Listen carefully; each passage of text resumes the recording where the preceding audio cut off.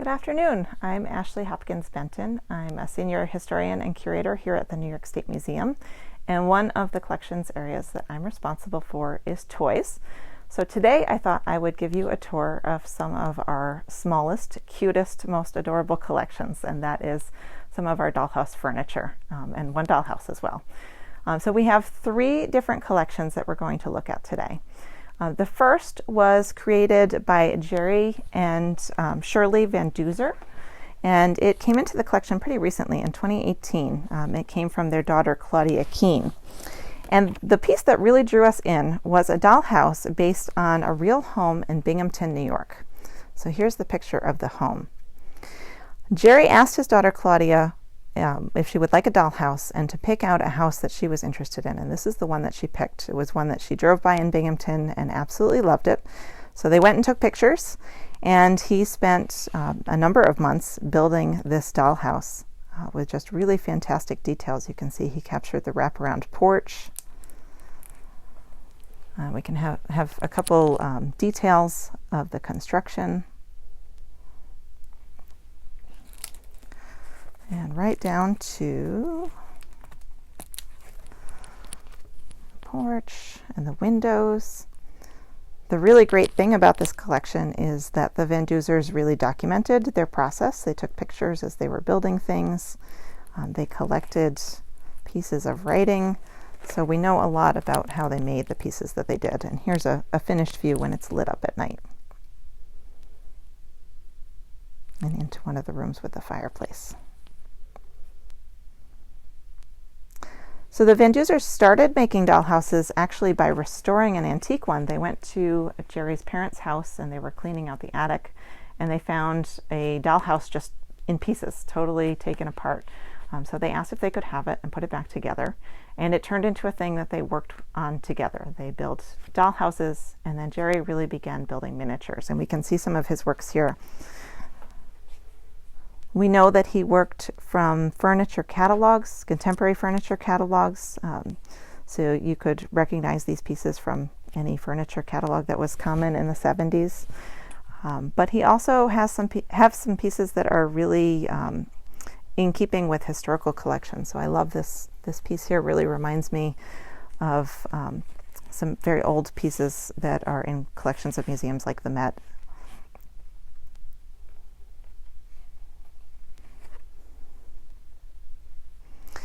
And you can see the top is down on the one desk. All of the drawers work. All of the tops fold down. The doors open up. So every piece is functional, just like a real piece of furniture.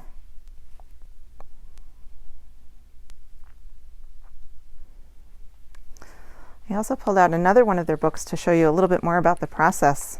This is an image of a Shaker rocking chair that he finished, which is interesting to us because we have a lot of Shaker pieces in our collection. Full-size Shaker pieces in our collection. And then on the opposite page you can see his drawings for how that process worked, how the pieces went together, what kinds of materials he was using.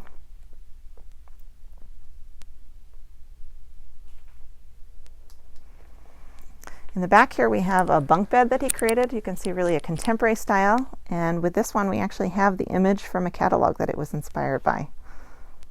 You can see just how much they look alike.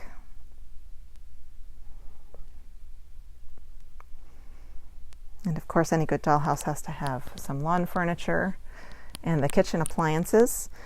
Some of the appliances are ones that they purchased from different dollhouse companies, but this is one that I believe he made to look like a GE monitor top refrigerator. And again, a tie to something that we have real-size versions of in the collections. Yes?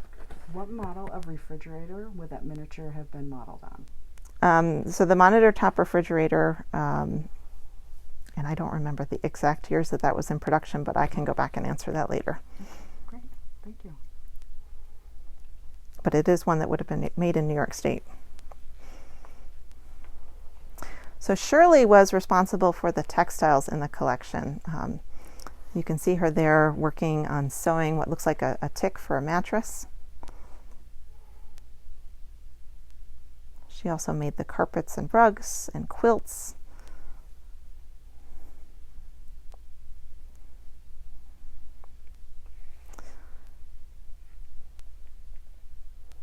this lovely coverlet.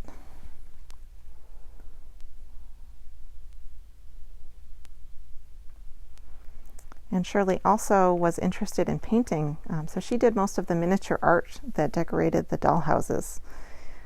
Although the family did chip in at one point, they all contributed a piece for a dollhouse. Each person in the family did their own piece of artwork.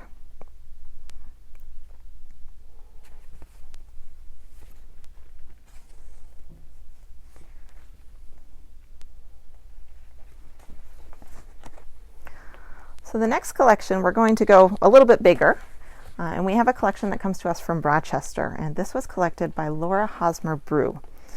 So on the left here, and we have two dolls that belong to Laura. On the left is Susie Belle, and Laura collected primarily paper mache head dolls, chiefly ones that were made in the United States, and especially ones that were made by Greiner.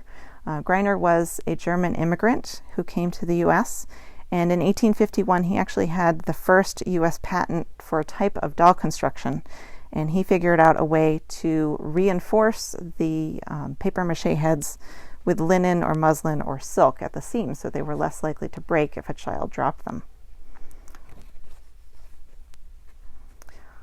So when Laura Hosmer Brew was young, her mother became a shut-in. She was likely ill and she had to stay home, and so she and her daughter worked together to outfit one of her dolls. Laura had asked that the doll be created after a character from Little Women, and that led to a lot of talks with both of her parents about what life was really like in the 19th century. And Laura decided that she wanted to create an environment for her dolls. And as you can imagine, these dolls are pretty big. They're 18 to 24 inches. She didn't have a dollhouse per se. She created more like a stage set for them.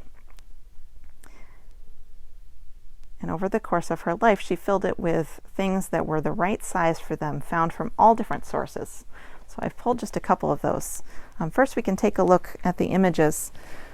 So these are what the doll setups looked like the last time they were exhibited, which was in 1975.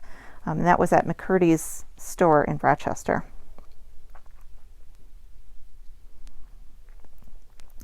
Now, not only was Laura Hosmer Brew looking for pieces and outfitting all of these scenes, she was doing her research too. She was really interested in the way things were changing in the 19th century. She chose the year 1868, and she did a lot of research on the kind of textiles that you would see then, the kinds of furniture, the way furnishings were made. She knew that at this time there was a shift to greater commercial production instead of handmade things, and that's all represented in her dollhouse furnishings. So some of the pieces that she collected, like this high chair, were made as children's toys. This was made for a doll, and of course it is the perfect size for Susie Belle and her family. And then other pieces potentially were craftsman samples, or there are some salesman samples in the collection. So you can see all kinds of different construction of this chest and the chairs. She really listened very carefully to the stories her parents had about what kinds of things she would see in a 19th century house.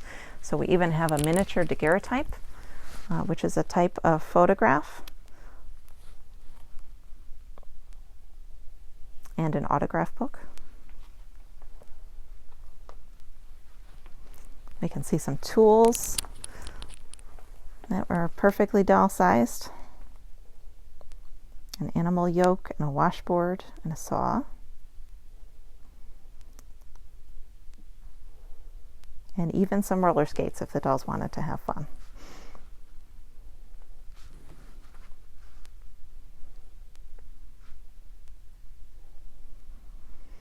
The stag in particular is interesting. She, in addition to doing the research and collecting all of these materials, she actually wrote a booklet, 10 to 12 pages or so, describing her process, why she collected all of these things, how she set them up, and what the story was as you moved through the house.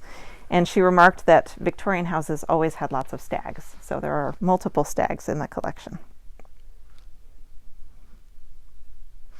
So now we're going to shrink back down and take a look at one more dollhouse. Interestingly, the New York State Museum does have several dollhouses in the collection, mostly from the 19th century, and mostly that came to us with no furnishings and no information about who owned them, who played with them, what they were used for. So this is actually a new acquisition which came from Corinne Hallenbeck, and we love it because we know a lot about its story, how it was created. So Corinne also lived in central New York. Her parents did not want to have to tell her that Santa couldn't afford to bring presents during the Great Depression. So they spent their nights after Corinne went to bed for months and months building this dollhouse for her. And not only did they build the dollhouse, but they also built some of the furnishings. So you can see some of these chairs, and you can look at the way that they're constructed. They're much simpler than the first miniatures that we saw. These are not high-quality craftsman pieces. They're made from flat pieces of wood that are cut and put together like a puzzle. Let's see another example right here. But they certainly accomplished furnishing this dollhouse for a young girl, for her to have something to play with.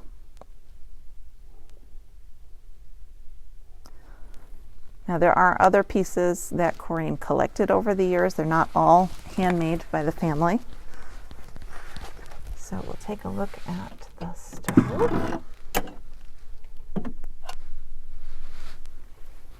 So this is a cast metal stove. It's based on a real stove that you could buy and furnish your kitchen with. And you can see that it's made by Arcade Manufacturing Company. She said that some of these were ones that she purchased. Others were given out by companies to customers. I'll take another look at one down here. Here we have another refrigerator. And this one is made by Servo Electrolux, so a brand name that we're still familiar with. A different style refrigerator, but you can see this one was also designed to be a bank. So sometimes if you're building a dollhouse, anything that's the right size, even if it's not designed to be for a dollhouse, is perfect for your furnishings. And my favorite story from Corinne is she met a friend later in life who knew her as a young child, who came over and got to play with the dollhouse. This is an image of the dollhouse as it was set up by Corinne in her younger days. And the friend said that she remembered coming to play with Corinne and playing with the dollhouse and how much she loved it. But Corinne loved the dollhouse so much that when her friends came over, they had to wash their hands before they were allowed to play with it. We had a question about Corinne. Yeah. Where in Central New York did she grow up? Oh, I don't remember off the top of my head. She traveled into, I believe, also Rochester to purchase some of the things. But I'll check on that, and I'll circle back to that question later too. And there's one more question. Mm-hmm. What are the floors made of? And are they painted? In Corinne's house, there are carpeted floors. These are from Carpet Remnants. And then there are some that are early vinyl floors. So we have ones that are like a wood grain vinyl, and then these are more of a painted linoleum. And probably just samples that her parents were able to acquire, either left over from things that they were doing around their own house or from friends.